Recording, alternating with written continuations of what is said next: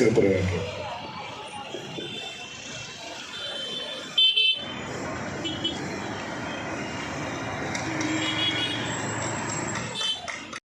வாங்கிட்டு என் பையன் கொஞ்சம் மனித நேயத்தில் நம்ம முதல்வரை ஒத்து இருப்பான். 200 ரூபாயை கொடுத்தான். இல்லை 20 ரூபான்னுச்சு. பரவாயில்ல வச்சுக்கோ அப்படின்னா. அந்த பாட்டி நன்றி சொல்லிட்டு கண்ணில் தண்ணி வச்சுட்டு சொல்லுச்சு, எனக்கு 2 பிள்ளைங்கப்பா, யாரும் என்னைய பார்க்கல. மகராசன் அங்கே ஒரு கட்டு வீட்டில் இவர் சிரிச்சிட்டு இருக்காருங்க. மகராசன் மாசான 1000 ரூபாய் கொடுக்குறாருப்பா, அதில் தான்ப்பா காலங்கட்ட ஓடுது, இது அந்த மடத்தில் தான்ப்பா நான் தூங்குவேன் அப்படின்னு அந்த கிழவி சொல்லுகின்ற போது இங்கே உலகத்திலேயே பெரிய ஆசீர்வாதம் எது தெரியுங்களா? பெரிய ஆசீர்வாதம் எது தெரியுங்களா? இது போன்ற நலிந்த மக்கள், இது போன்ற ஏழை வறுமை கோட்டுக்கு கீழே இருக்கக்கூடிய மக்களினுடைய ஆசீர்வாதம் இருக்குது பாருங்க. இன்னும் 100 ஆண்டுகள் அவர் இந்த தமிழ்நாட்டை ஆளுவதற்கு அந்த ஆசீர்வாதம் ஒன்றே போதுமானது.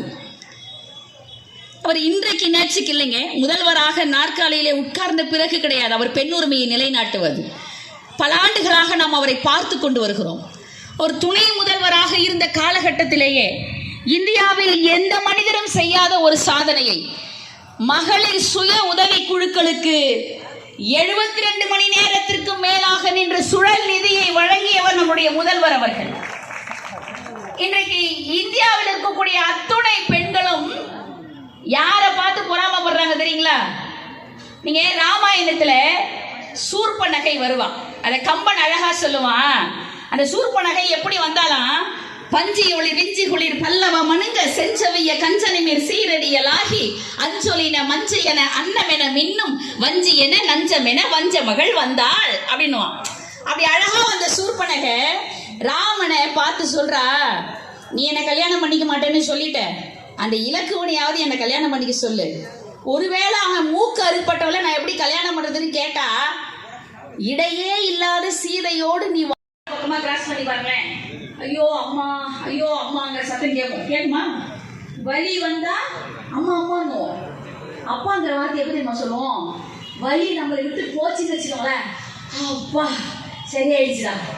அதனால்தான் தமிழ்நாட்டினுடைய வலிகளை தீர்த்தவர், அதனால் அவர் அப்பா என்று இன்றைக்கு பிள்ளைகள் கூப்பிடுகிறார்கள்.